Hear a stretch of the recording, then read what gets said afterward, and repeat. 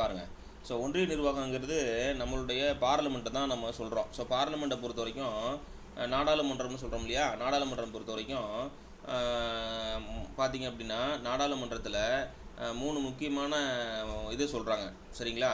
3 முக்கியமான விஷயம் சொல்கிறாங்க. என்ன விஷயம் சொல்கிறாங்க அப்படின்னா, பாராளுமன்றத்தை பொறுத்த வரைக்கும் ஸோ ஒரு பாராளுமன்றம் இருக்குது அப்படின்னா அந்த பாராளுமன்றத்தை பொறுத்த வரைக்கும் 3 முக்கியமான விஷயம் சொல்கிறாங்க. ஒன்று பிரசிடெண்ட்டு, இன்னொன்று மக்களவை, மாநிலங்களவை. சரிங்களா? பாராளுமன்றத்தை பொறுத்த வரைக்கும் சரிங்களா? பாராளுமன்றத்தை பொறுத்த வரைக்கும் 3 விஷயங்களை சொல்கிறாங்க. என்னென்ன விஷயங்கள் சொல்கிறாங்கன்னா, இது எதனுடைய உள்ளடக்கியது அப்படின்னா, ஒன்று வந்து நம்மளுடைய குடியரசுத் தலைவர். சரிங்களா? குடியரசுத் தலைவர். 2 வந்து மக்களவை. சரிங்களா? 3வது வந்து மக்களவை, 3வது வந்து பார்த்திங்கன்னா மாநிலங்களவை அப்படின்னு சொல்லிட்டு இந்த 3ம் சேர்ந்தது தான் வந்து என்ன சொல்கிறாங்க அப்படின்னா, இந்த 3ம் சேர்ந்தது தான் நம்ம வந்து என்ன சொல்கிறாங்க அப்படின்னா பாராளுமன்றம் அப்படின்னு சொல்லிட்டு சொல்கிறாங்க. சரிங்களா? பாராளுமன்றம்னு சொல்லிட்டு சொல்கிறாங்க. இந்த பாராளுமன்றத்தில் பார்த்திங்க அப்படின்னா மக்களவை இருக்கு இல்லையா? மக்களவை வந்து நேரடியாக வந்து உறுப்பினர்கள் தேர்ந்தெடுப்பாங்க. அந்த நேரடியாக தேர்ந்தெடுக்கப்பட்ட உறுப்பினர்கள் இருக்காங்க இல்லையா? நேரடியாக தேர்ந்தெடுக்கப்பட்ட உறுப்பினர்கள், அதாவது இப்போ வந்து நம்ம பெரம்பலூர் இருக்குது அப்படின்னா பெரம்பலூர் நாடாளுமன்ற தொகுதி அப்படின்னு சொல்லிட்டு ஒன்று இருக்கும். 6 சட்டமன்ற தொகுதி சேர்ந்தது வந்து ஒரு நாடாளுமன்ற தொகுதி. 6 சட்டமன்ற தொகுதி சேர்ந்தது வந்து ஒரு நாடாளுமன்ற தொகுதி. இந்த மாதிரி இந்தியாவில் இருக்கக்கூடிய எல்லா மாநிலங்கள்லேயும் மொத்தமாக 550 பேர். சரிங்களா? 550 பேரில் 545 பேரை வந்து 545 பேர். சரிங்களா? அதை அவங்கள வந்து செலக்ட் பண்ணுவாங்க. அவங்கள வந்து என்ன பண்ணுவாங்கன்னா செலக்ட் பண்ணுவாங்க இந்த சென்ஸ் எப்படின்னா, இந்த 552 பேர்த்தில் மொத்தமாக 552 பேர் இருப்பாங்க. இதில் 545 ஸ்ட்ரென்த் இருப்பாங்க. எவ்வளோ பேர் வந்து செலக்ட் பண்ணுவாங்க அப்படின்னா, ஸ்டேட்டில் வந்து 530 பேரும், யூனியன் டெரிட்டரியில் வந்து 13 பேர், 2 வந்து நாமினேட்டட் பர்சன். சரியா?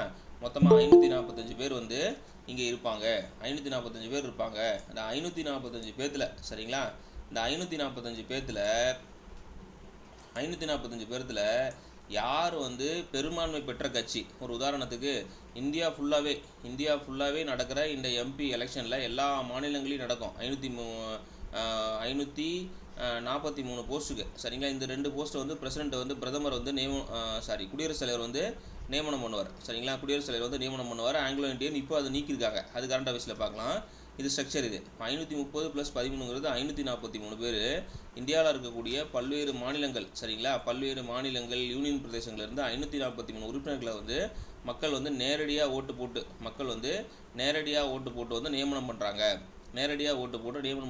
அப்படின்னா நம்ம வந்து பாராளுமன்றத்துக்கு ஓட்டு போடுறோம்ல. இப்போ எங்கள் சட்டமன்ற தொகுதி எங்கள் பெரம்பலூர் இருக்குன்னா, பெரம்பலூர் வந்து 6 சட்டமன்ற தொகுதி சேர்ந்தது ஒரு பாராளுமன்ற தொகுதி. சரிங்களா? இப்போ எங்கள் ஊரில் பெரம்பலூர் இருக்குது அப்படின்னா, பெரம்பலூர் வந்து துறையூர், மண்ணச்சநல்லூர். சரிங்களா? பெரம்பலூரில் இருக்கு இல்லையா? துறையூர், பெரம்பலூர், மண்ணச்சநல்லூர், இந்த பக்கம் லால்குடி. சரிங்களா? அப்படின்னு சொல்லிட்டு 6 சட்டமன்ற தொகுதி, மொத்தமாக 6, இந்த பக்கம் முசிறி வரைக்கும் இருக்கும். 6 சட்டமன்ற தொகுதி சேர்ந்தது வந்து ஒரு பெரம்பலூர் நாடாளுமன்ற தொகுதி. அப்போ வந்து பார்த்திங்க அப்படின்னா இந்தியாவில் தமிழ்நாட்டில் வந்து மக்களவைக்கு தேர்ந்தெடுக்கப்படக்கூடிய உறுப்பினர்கள் எத்தனை பேர் அப்படின்னா, தமிழ்நாட்டிலேருந்து 39 பேரை நியமனம் பண்ணுறாங்க. 39 பேரை வந்து மக்கள் நேரடியாக ஓட்டு போட்டு தேர்ந்தெடுக்கிறாங்க. இந்த மாதிரி இந்தியாவில் இருக்கக்கூடிய பல்வேறு மாநிலங்களில் வந்து ஓட்டு போட்டு சரிங்களா? ஓட்டு போட்டு இந்த 543 பேரை செலக்ட் பண்ணுறாங்க. இந்த 543 பேரில் யார் வந்து லீடிங்காக வராங்களோ, யார் வந்து அறுதி பெரும்பான்மையோடு வராங்களோ, சரிங்களா? அறுதி பெரும்பான்மையோட வராங்களோ அவங்கள தான், அந்த கட்சியோட தலைவர் தான் என்ன சொல்கிறாங்கன்னா பிரதமர் அப்படின்னு சொல்கிறாங்க. சரிங்களா? மக்களவையில் எந்த ஒரு கட்சி மக்களவை உறுப்பினர்களில் இந்த மாதிரி நேரடி நியமனம், அதாவது நேரடி தேர்தல் முறையில் வந்து மக்களவையில் வந்து யார் வந்து அதிகப்படியாக வந்து எந்த கட்சி உறுப்பினர்களை பெற்றிருக்கோ, சரிங்களா? எந்த கட்சி அதிகப்படியான உறுப்பினர்கள் பெற்றிருக்கோ அந்த கட்சியோட தலைவரை தான் என்னன்னு சொல்கிறோம் அப்படின்னா பிரதமர் அப்படின்னு சொல்கிறோம். சரிங்களா? பிரதமர் அப்படின்னு சொல்கிறோம். இதை பற்றி தான் எல்லாமே இந்த இடத்துல கொடுத்துருப்பாங்க.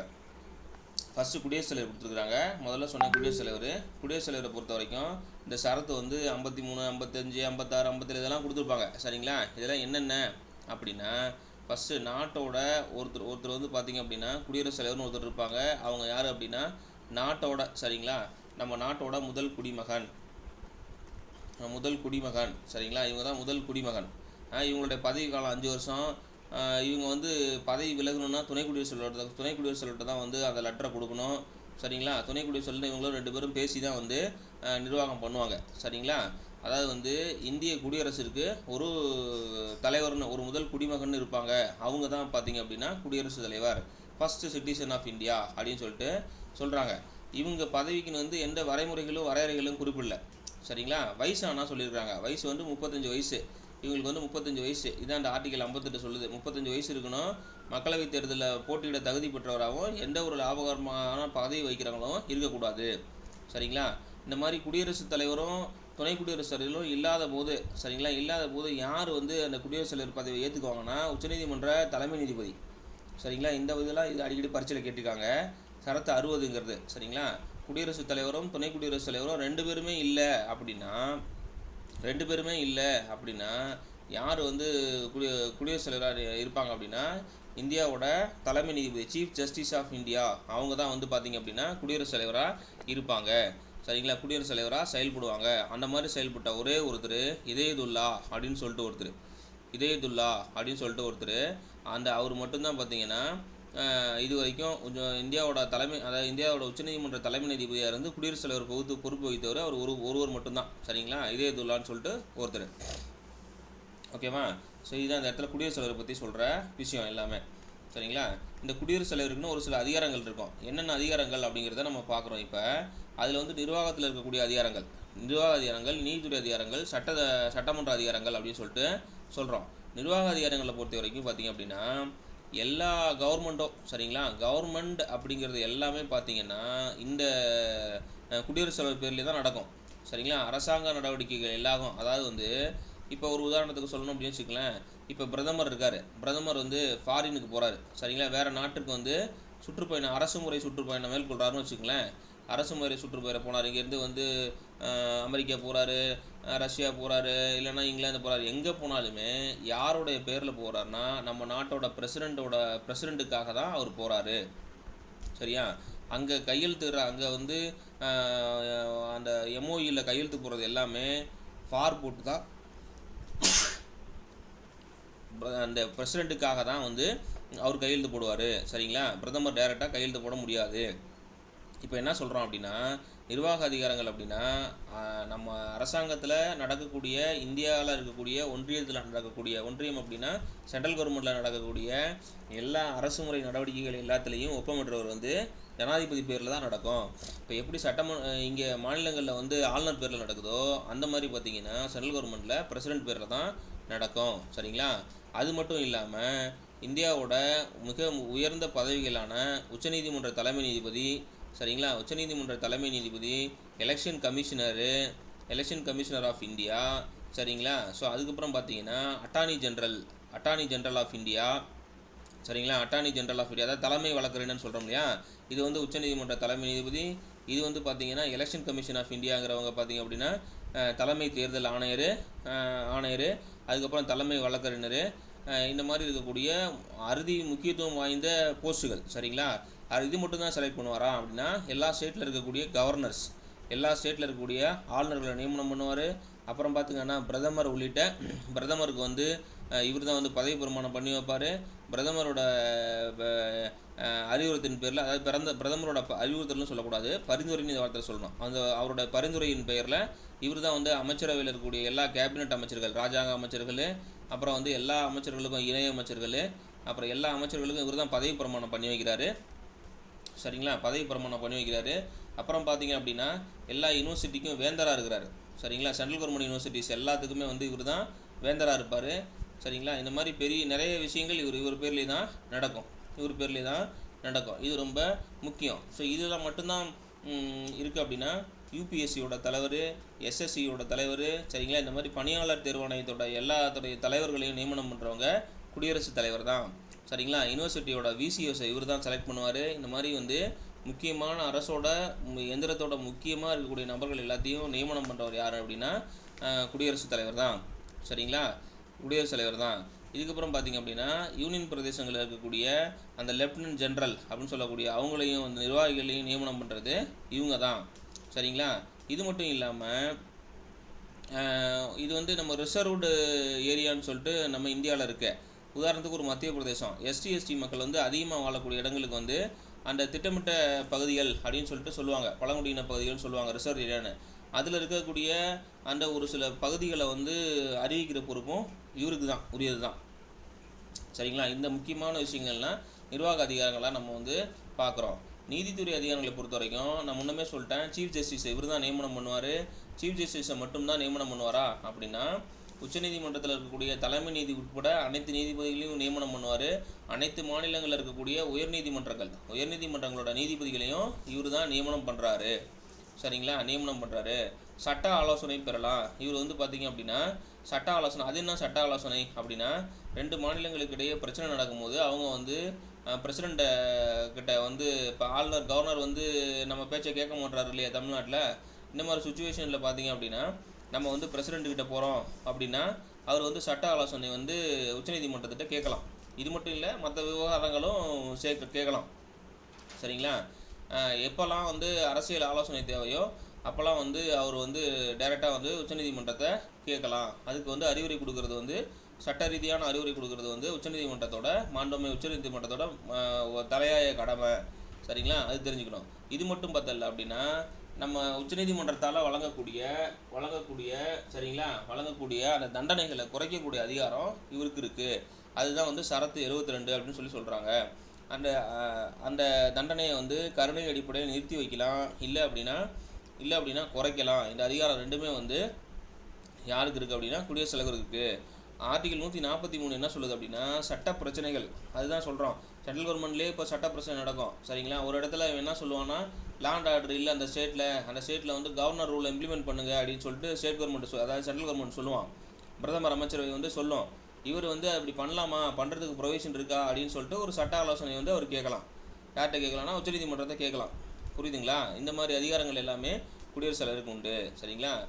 அப்புறம் பார்த்திங்கன்னா சட்டமன்ற அதிகாரங்கள்னு நம்ம சொல்லணும் அப்படின்னா, இந்த சட்டமன்ற அதிகாரங்களை பொறுத்த மட்டும் குடியரசுத் தலைவர் இருக்கார் இல்லையா, அந்த குடியரசுத் தலைவர் வந்து பார்த்திங்க அப்படின்னா ஃபஸ்ட்டு நீங்கள் மக்களவை கூடும்போது, சரிங்களா, மக்களவை வந்து முதல்ல எலெக்ஷன் முடிஞ்சு கூடும்போது அவர்களை வந்து ஜாயிண்ட் சீட்டிங் அவங்கள பண்ணுறது அவர் தான். இது எப்போ பண்ணுவாங்கன்னா முதல்ல மக்களவை கூடும்போது பண்ணுவாங்க. அதுக்கப்புறம் பார்த்திங்கன்னா ஒவ்வொரு கூட்டத்தொடர் ஆரம்பிக்கும் போதும், சரிங்களா, ஒவ்வொரு கூட்டத்தொடர் ஆரம்பிக்கும் போதும் இவர் வந்து உரையாற்றுவார். சரிங்களா? இங்கே போட்டிருப்பாங்க, தேர்தலுக்கு பிறகு ஒவ்வொரு ஆண்டும் உரையாற்றுவார். ஷரத்து வந்து 87. சரிங்களா? அதுக்கப்புறம் பார்த்திங்க அப்படின்னா சபாநாயகர், துணை சபாநாயகர் எல்லாத்தையுமே நியமனம் பண்ணுவார். சரிங்களா? அப்புறம் பார்த்திங்கன்னா பண மசோதா அப்படின்னு சொல்லுவாங்க. ஆர்டிகல் 110 அப்படின்னு சொல்லுவாங்க. 110 விதி எண் 110 கீழே வந்து சொல்கிறாங்க அப்படின்னு சொல்லுவாங்க. ரைட்டுங்களா? அந்த பண மசோதாவுக்கு ஒப்புதல் அளிக்கிறது இவர் தான். சரிங்களா? பண மசோதாவுக்கு ஒப்புதல் அளிக்கிறது இவர் தான். இங்கே தான் ஷரத்து 117. சரிங்களா? இதெல்லாம் முக்கியமான விஷயம், கவனமாக படிச்சுக்கணும். ரைட்டாக? ரொம்ப முக்கியமான விஷயம், இதெல்லாம் கவனமாக படிக்கணும். சரிங்களா? ஸோ இது எல்லாமே இந்த இடத்துல கொடுத்துருக்காங்க, திருப்பியும் கொடுத்துருக்காங்க. சரிங்களா?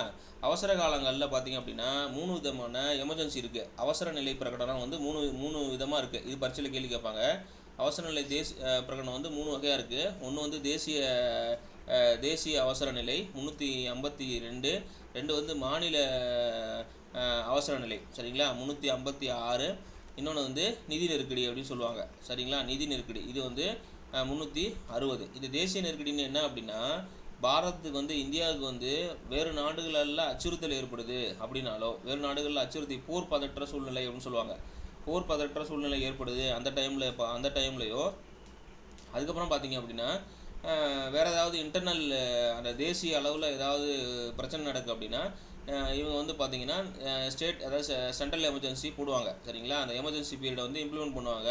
அந்த ப்ரொவிஷன் 352 கீழே கொண்டு வருவாங்க. அப்போ பார்த்திங்க அப்படின்னா ஆர்டிகல் 19 வந்து நிறுத்தி வைக்கப்படும். ஆர்டிகல் 19 அடிப்படை உரிமைகளை பற்றி சொல்லக்கூடிய ஒரு ஆர்டிக்கலு. சரிங்களா? நமக்கு பேச்சுரிமை இருக்கு இல்லையா, 4 பேர் சேர்ந்து கூடுற உரிமை, பேச்சு உரிமை. சரிங்களா? இந்த மாதிரி நம்ம உரிமைகள் வந்து நிறுத்தி வைக்கப்படும். ஆனாலும் ஆர்டிகல் 20, 21, சரிங்களா, ஆர்டிகல் 20, 21க்கும் உத்தரவாதம் அளிக்கப்படும். சரிங்களா? உத்தரவாதம் அளிக்கப்படும். இது ரொம்ப முக்கியம். இது வந்து தேசிய நெருக்கடி அப்படின்னு சொல்கிறாங்க.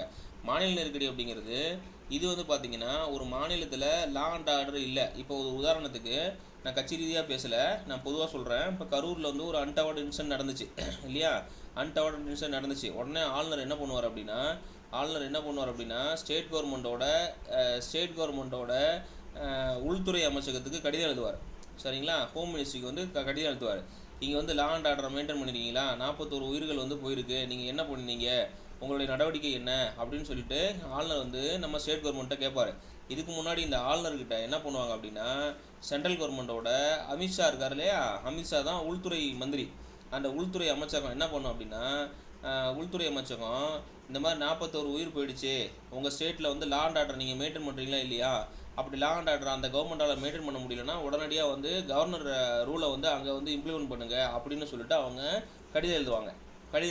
ஆளுநர் என்ன பண்ணுவார்னா, அந்த கடிதத்தை பேஸ் பண்ணி உடனே ஸ்டேட் கவர்மெண்ட்டை விளக்கம் கேட்பார், எப்படி வந்து இந்த மாதிரி நடந்துச்சு அப்படின்னு கேட்பார். இவங்க வந்து இவங்க சரியானபடி பதில் சொல்லலை அப்படின்னா கவர்னர் என்ன பண்ணுவாருன்னா, உள்துறை அமைச்சர்கிட்ட இவங்களோட ஆட்சி சரியில்லை, இந்த மாதிரி இவங்க வந்து பண்ணிட்டாங்க அப்படின்னு சொல்லிட்டு இவங்க ரிப்போர்ட் பண்ணுவாங்க. அப்படி ரிப்போர்ட் பண்ணிட்டாங்க அப்படின்னா இந்த உள்துறை அமைச்சகம் என்ன பண்ணுன்னா, பிரசிடெண்ட்டுக்கு நாமினேட் பண்ணோம். இங்கே வந்து தமிழ்நாட்டில் வந்து லா அண்ட் ஆர்டரை வந்து அங்கே இப்போ இருக்கிற கவர்மெண்ட் வந்து அவங்க வந்து சரியாக வந்து ஃபாலோ பண்ணலை, லா அண்ட் ஆர்டர் அவங்களால மெயின்டைன் பண்ண முடியல, நீங்கள் கவர்னர் ரூலை இம்போஸ் பண்ணுங்கள் அப்படின்னு சொல்லிட்டு இவங்க பரிந்துரை பண்ணுவாங்க. இப்படி பரிந்துரை பண்ணிட்டாங்கன்னா பிரசிடெண்ட் என்ன பண்ணுவார்னா, உடனே இந்த தமிழ்நாட்டுக்கு வந்து இருக்கிற ஆட்சியை வந்து டிசால்வ் பண்ணிடுவார்.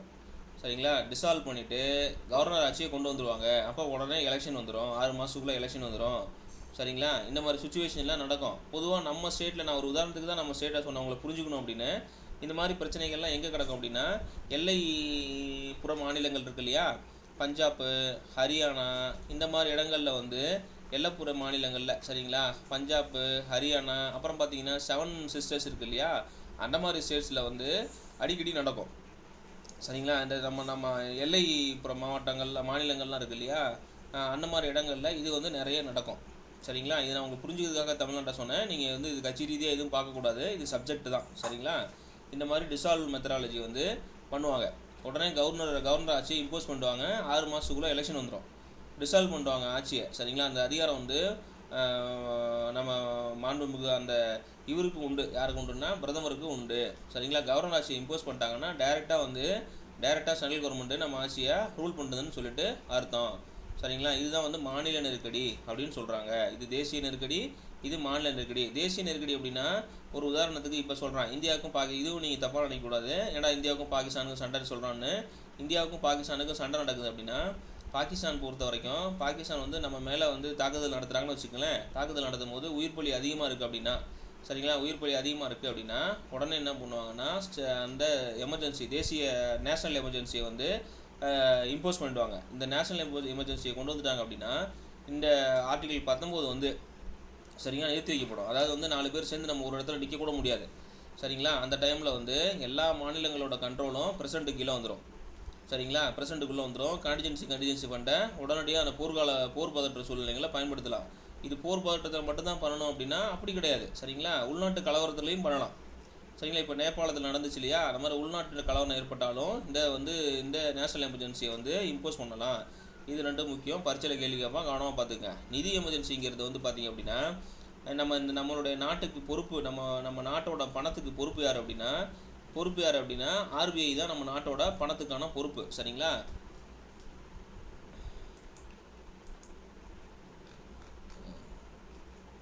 இருக்கீங்களான்னு செக் பண்ணிட்டேன், வேறு ஒன்றும் இல்லை. நம்ம நாட்டோட பணத்துக்கு என்ன எல்லாரும் அமைதியாக இருக்கிறீங்க, எந்த டவுட்டும் கேட்க மாட்டேறீங்க. அதுக்காக நம்ம நாட்டோட பணத்துக்கு பொறுப்பு ஏன்னா ஆர்பிஐயில் வந்து பணவீக்கம் வந்து ரொம்ப குறைவாகிடுச்சு அப்படின்னா, சரிங்களா, ஒரு உதாரணத்துக்கு ஒரு டீ குடிக்க போகிறோம். இப்போ இன்றைக்கி விலையில் டீ வந்து 12 ரூபாங்கிறான். சரிங்களா, இந்த டீவை 5000 ரூபாய்க்கு விற்றா எப்படி இருக்கும்? ஒரு டீ வந்து 12 ரூபா சொல்கிறான். இந்த டீயை வந்து அதே டீயை 5000 ரூபாய்க்கு ஒரு டீ கடைக்காரன் விற்றான் அப்படின்னு வச்சுக்கோவேன், இது பேர் என்ன? சரிங்களா, இந்த மாதிரி சுச்சுவேஷன் க்ரியேட் ஆகுதுன்னு வச்சுக்கோவேன். நீங்கள் பஸ்ஸில் போகிறீங்க, இங்கேருந்து எங்கள் ஊர்லேருந்து திருச்சிக்கு போகிறதுக்கு 55 ரூபா. சரிங்களா, கவர்மெண்ட் பஸ்ஸில் 55 ரூபான்னு வச்சுக்கோங்க உதாரணத்துக்கு. நீங்கள் இதே பஸ்ஸில் வந்து ஒரு 10,000 ரூபா கேட்குறான் அப்படின்னா நம்மளால் ட்ராவல் பண்ண முடியுமா? ஒரு முறை போகிறதுக்கு இங்கேருந்து ஒரு தடவை போகிறதுக்கு 10,000 ரூபா கேட்குறான். அப்போ வரதுக்கு 10,000 ரூபா, 20,000 ரூபா ஆகும். சரிங்களா, அப்போ வந்து பணத்துக்கான மதிப்பு இழக்கப்படுது. சரிங்களா, வீக்கம் வந்து அதிகமாகுது. இப்போ இந்த மாதிரி டைமில் வந்து என்ன பண்ணோம் அப்படின்னா, இந்த மாதிரி நெருக்கடி சூழ்நிலையில் அதை பேலன்ஸ் பண்ணுறதுக்காக நிதி நெருக்கடியை கொண்டு வருவாங்க. சரிங்களா, நிதி நெருக்கடியை கொண்டு வருவாங்க. இது வரைக்கும் இந்தியாவில் கொண்டு வந்திருக்காங்கன்னா இது வரைக்கும் இந்தியாவில் கொண்டு வரலை. நிதி நெருக்கடி இது வரைக்கும் ஃபேஸ் பண்ணதே கிடையாது. இந்த நிதி நெருக்கடி பீரியடில் என்ன பண்ணுவாங்க அப்படின்னா, முதல்ல ஓய்வூதியம் சம்பளத்தில் கை வைப்பாங்க. சரிங்களா, அரசு எந்திரத்தில் இருக்கக்கூடிய அரசு எந்திரத்தில் இருக்கக்கூடிய எல்லா நிலை ஊழியர்களுக்கும், ஒரு உதாரணத்துக்கு பிரசிடெண்ட்லேருந்து கீழ்நிலையில் இருக்கிற ஓஏ வரைக்கும், ஆஃபீஸ் அசிஸ்டண்ட் வரைக்கும் எல்லா நிலை அலுவலர்களோட சம்பளத்தையோட அதையும் வந்து ரிவைஸ் பண்ணுவாங்க. சம்பளத்தையும் ஓய்வூதியத்தையும் முதல்ல குறைப்பாங்க. சரிங்களா? ஃபஸ்ட்டு சம்பளம் தான், ஓய்வூதியம் வந்து 2வது தான். ஃபஸ்ட்டு சம்பளத்தை தான் குறைப்பாங்க. சம்பளத்தை குறைச்சதுக்கப்புறம் பார்த்திங்க அப்படின்னா வேறு என்ன பண்ணுவாங்க அப்படின்னா, நமக்கு வந்து சமூக நல திட்டங்கள் இருக்கு இல்லையா, திட்டங்களுக்கான அந்த வேல்யூவையும் குறைப்பானுங்க. சரிங்களா? இது வரைக்கும் நம்ம இந்த மாதிரி நெருக்கடி ஃபேஸ் பண்ணோம்னா பண்ணதே கிடையாது. இந்தியா வந்து சுதந்திரம் அடைந்த நாள்லேருந்து இந்த நாள் வரைக்கும் நிதி நெருக்கடியை ஃபேஸ் பண்ணதே கிடையாது. சரிங்களா? இதெல்லாம் வந்து குடியரசுத் தலைவரோட அதிகாரங்கள். சரிங்களா? அப்புறம் பார்த்தீங்கன்னா குடியரசுத் தலைவருக்கு அப்புறம் துணை குடியரசுத் தலைவர்னு ஒருத்தர் இருப்பார். சரிங்களா? இந்தியாவுக்கு வந்து துணை குடியரசுத் தலைவர்னு இருப்பார். இந்த துணை குடியரசுத் தலைவர் பொறுத்த வரைக்கும் என்ன பண்ணுவார் அப்படின்னா, இவர் என்ன பண்ணுவார் அப்படின்னா, இவர் வந்து குடியரசுத் தலைவர் இல்லாத போது, சரிங்களா, குடியரசுத் தலைவர் வந்து நாட்டில் இல்லாத போது அப்படின்னா, இவர் வந்து ஒரு ஃபாரினுக்கு போகிறாரு, ஒரு அரசு முறை பயணமாக வெளிநாடு போகிறாரு, இல்லை வந்து ஏதோ ஒரு இதுக்காக இங்கே நம்ம இந்தியாவில் இல்லை அப்படின்னா அந்த பொறுப்பை முழுமையாக இவர் வந்து ஏற்றுக்குவார். துணை குடியரசுத் தலைவர் ஏற்றுக்கிட்டு குடியரசுத் தலைவர் பொறுப்பை பதவி வகிப்பார். அந்த பீரியடில் மட்டும்தான் பதவி வைப்பார். அப்படின்னா குடியரசுத் தலைவர் வந்து தன்னுடைய ராஜினாமா கடிதத்தை துணை குடியரசுத் தலைவர் தான் கொடுக்கணும். அந்த மாதிரி கொடுத்துட்டு ஏற்றுக்கிட்டார் அப்படின்னா துணை குடியரசுத் தலைவர் வந்து குடியரசுத் தலைவராக 6 மாத காலம் வரைக்குமே ஆக்ட் பண்ணுவார். சரிங்களா? இந்த ஆர்டிகல் 63 வந்து துணை குடியரசுத் தலைவர் பற்றி சொல்லுது. இதுக்கு ஷார்ட்கட் என்னென்னா 63 வயசில் தான் வைஸ் பிரசிடென்ட் ஆக முடியும். அவ்வளோதான் ஷார்ட்கட்டே. சரிங்களா? 63 வயசில் தான் துணை குடியரசுத் தலைவர் ஆகணும். இதை பற்றி சொல்கிற எலெக்ஷன் வந்து 66 வயசு. இதில் வந்து பார்த்திங்கன்னா எலக்ட்ரோட் காலேஜ் அப்படின்னு சொல்லிட்டு ஒன்று இருக்கும். இவங்க பிரசிடெண்ட்டு வைஸ் பிரசிடெண்ட் 2 பற்றியும் செலக்ட் பண்ணுறதுக்கு எலக்ட்ரோட் காலேஜ் அப்படின்னு சொல்லிட்டு ஒன்று இருக்கும். இந்த எலக்ட்ரோட் காலேஜில் பார்த்திங்க அப்படின்னா நம்ம மக்களவை உறுப்பினர்கள், அதாவது லோக்சபாவோட மெம்பர்ஸ் இருக்காங்க இல்லையா, மெம்பர்ஸு 545 பேர், ப்ளஸ் வந்து ராஜ்யசபாவோட மெம்பர்ஸ் இருக்காங்க இல்லையா, ராஜ்யசபாவோட மெம்பர்ஸ் வந்து 245 பேர், ப்ளஸ் வந்து இது இல்லாமல் எல்லா ஸ்டேட்டோட எம்எல்ஏ இவங்க எல்லாரும் சேர்ந்து, சரிங்களா, சரிங்களா, பார்த்தீங்க அப்படின்னா இவங்களுக்கு ஓட்டு போடுவாங்க. சரிங்களா? யாருக்குன்னா குடியரசுத் தலைவருக்கும் துணை குடியரசுத் தலைவருக்கும் ஓட்டு போடுவாங்க. இந்த லோக்சபா ராஜ்யசபா மெம்பர்ஸில் நாமினேட்டட் மெம்பர்ஸ்ன்னு இருப்பாங்க. அந்த நாமினேட்டட் மெம்பர்ஸ்க்கு மட்டும் வந்து வாக்கு வந்து கிடையாது. சரிங்களா? மற்ற எல்லாத்துக்கும் வந்து ஓட்டு உண்டு. சரிங்களா? இது வந்து சிங்கிள் டிரான்ஸ்பரன்சி ஓட்டிங் மெத்தட் அப்படின்னு சொல்லுவாங்க. அதாவது வந்து ஒற்றை மாற்று வாக்கு அதாவது ஒற்றை மாற்று வாக்கு அப்படின்னு சொல்லுவாங்க. சரிங்களா? அந்த விகிதாச்சார பிரதிநிதித்துவ அடிப்படையில் தான் வந்து எலெக்ஷன் வந்து நடக்கும். சரிங்களா? இவருடைய வேலை என்ன அப்படின்னா, இவருக்கு துணை குடியரசுத் தலைவர் அப்படிங்கிற போஸ்ட்டுக்கு சம்பளம் கிடையாது. நல்லா கவனமாக கேட்டுக்கணும். இவருக்கு வந்து துணை குடியரசுத் தலைவருங்கிற போஸ்ட்டுக்கு சம்பளம் கிடையாது. இவருக்கு என்ன போஸ்ட்டுக்கு சம்பளம் அப்படின்னா, இவர் வந்து இப்போ மக்களவைனா மக்களவைக்கு ஒரு தலைவர் வந்து சபாநாயகர் அப்படின்னு சொல்லிட்டு நம்ம சொல்கிறோம். மக்களவையோட தலைவர் யாருன்னு சொல்கிறோம் அப்படின்னா சபாநாயகர் அப்படின்னு சொல்லிட்டு சொல்கிறோம். இந்த சபாநாயகரை பொறுத்த மட்டும் இந்த மக்களவை உறுப்பினர்களில் ஒருத்தனாக இருப்பார், ஒரு எம்பியாக இருப்பார், மக்களவையோட எம்பியாக இருப்பார். இவர் தான் இவர் வந்து இவங்கெல்லாம் சேர்ந்து மக்களவை உறுப்பினர்கள்லாம் சேர்ந்து அவருக்குன்னு ஒரு தலைவரை நியமனம் பண்ணுவாங்க. அந்த அவைக்கான தலைவர் தான் சபாநாயகர் அப்படின்னு சொல்கிறோம். சபாநாயகரோட ரோல் என்ன அப்படின்னா, மக்களவையை நடத்துறது இவருடைய வேலை. சரிங்களா? மக்களவையை நடத்துறது ஒரு வேலை. ஜாயிண்ட் சிட்டிங் அப்படின்னு சொல்லுவாங்க. சரிங்களா? 2 அவைகளும் கூடும் பொழுது அந்த அவையை லீட் பண்ணுறது இவருடைய வேலை. பண மசோதாவா இல்லையா, இப்போ 110 வந்து ஒரு மசோதா தாக்கல் பண்ணுறாங்கன்னா அந்த மசோதா பண மசோதாவா இல்லையா அப்படின்னு டிசைட் பண்ணுறது இவர் தான். சரிங்களா? அப்புறம் எல்லா நிலைக்குழுக்களுக்கும் பாராளுமன்ற குழுக்கள் அப்படின்னு சொல்லுவாங்க. பாராளுமன்ற குழுக்களுக்கு வந்து பொறுப்பானவர், guardian of all committees in parliament அப்படின்னு சொல்லுவாங்க. சரிங்களா? அது வந்து சபாநாயகர் சொல்லுவாங்க. ஸோ இதுக்கப்புறம் பார்த்தீங்கன்னா இது மக்களவை. இதே மாதிரி மாநிலங்களவை, மக்களவையை பொறுத்த வரைக்கும் மக்களவை தலைவர்னு சொல்லணும். சரிங்களா? மக்களவை தலைவர் அதாவது ஸ்பீக்கர் ஆஃப் லோக்சபா அப்படின்னு சொல்லுவாங்க. ஸ்பீக்கர் ஆஃப் லோக்சபா அப்படின்னு சொல்லுவாங்க. மாநிலங்களவையை பொறுத்த வரைக்கும் மாநிலங்களவை தலைவர் என்ன சொல்லுவாங்க, ராஜ்யசபாவோட தலைவர் என்னன்னு சொல்லுவாங்கன்னா சேர்மன் ஆஃப் ராஜ்யசபா அப்படின்னு சொல்லுவாங்க. சேர்மன் ஆஃப் ராஜ்யசபா அப்படின்னு சொல்லுவாங்க. இந்த சேர்மன் அப்படிங்கிறவர் யாராக இருப்பாங்கன்னா வைஸ் பிரசிடெண்ட்டாக தான் இருப்பாங்க. இந்த சேர்மனுக்கு தான் அவருக்கு சம்பளம். சரிங்களா? சேலரிங்கிறது சேர்மனுக்கு தான், வைஸ் பிரசிடெண்ட்டுக்கு கிடையாது. இது ரொம்ப முக்கியமான ஒரு விஷயம். சரிங்களா? பாராளுமன்றத்தோட மேல் சபைக்கு வந்து தலைவர் இவர் தான். சரிங்களா? இதெல்லாம் ரொம்ப ரொம்ப முக்கியமான ஒரு கான்செப்ட். சரிங்களா? இவர் எப்படி செலக்ட் பண்ணுவாங்க அப்படின்னா, இவர் வந்து 35 வயசு இருக்கணும். குறைஞ்சபட்சம் 35 வயசு இருக்கணும். ராஜ்யசபாவுக்கு அதாவது மேலவைக்கு உறுப்பினராக நியமனம் பெற்றிருக்க தகுதிகள் எல்லாமே இருக்கணும். சரிங்களா, இதெல்லாம் ஈஸ்வலாக இருக்கிறது தான், இந்த தகுதியை வந்து ஈஸ்வலாக இருக்கிறது தான். ஓகேங்களா, இவரை வந்து நீக்கம் செய்கிறது வந்து 5 வருஷம் தான். இவருக்கு வந்து குடியரசுத் தலைவர் வந்து 5 வருஷம்னா 5 வருஷம் இவருடைய ஆயுட்காலங்கிறது. சரிங்களா, அதாவது காலங்கிறது 5 வருஷம். இல்லைன்னா குடியரசுத் தலைவர் பார்த்து நியமனம் பண்ணலாம். சரிங்களா, அதுதான், இது வேறு ஒன்றும் இல்லை. அடுத்து இந்தியாவோட பிரதமரை பற்றி நம்ம சொல்கிறோம். இந்த இந்தியா முன்னமே சொன்னேன், இந்தியாவோட பிரதமர். இப்போ முன்னாடி குடியரசுத் தலைவர் பார்த்துட்டோம், 2 பேர்த்த பார்த்துட்டோம், முக்கியமான பார்த்துட்டோம். குடியரசுத் தலைவர் பார்த்துட்டோம். சரிங்களா, துணை குடியரசுத் தலைவர் பார்த்துட்டோம். இவங்களுக்கெல்லாம் எப்படி எலெக்ஷன் நடக்கும்னு சொன்னேன், இவங்களாம் யார் நியமனம் பண்ணுவாங்கன்னு சொன்னேன்,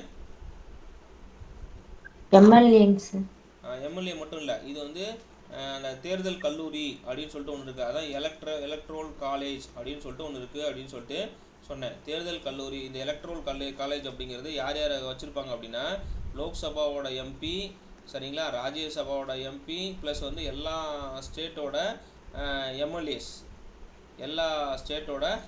இவங்க எல்லாம் சேர்ந்து தான் இந்த 2 பற்றியும் செலக்ட் பண்ணுவாங்க, ஓட்டு போட்டு செலக்ட் பண்ணுவாங்க. சரிங்களா, ஆனால் இந்த பிரதமர், பாரத பிரதமர் அப்படிங்கிறவர் வந்து, இந்தியாவோட பாரத பிரதமர் அப்படிங்கிறவர் வந்து பார்த்திங்க அப்படின்னா, பிரசிடென்ட் வந்து அரசாங்கத்தோட தலைவர், பிரசிடென்ட் தான் ரூல் பண்ணுவார்.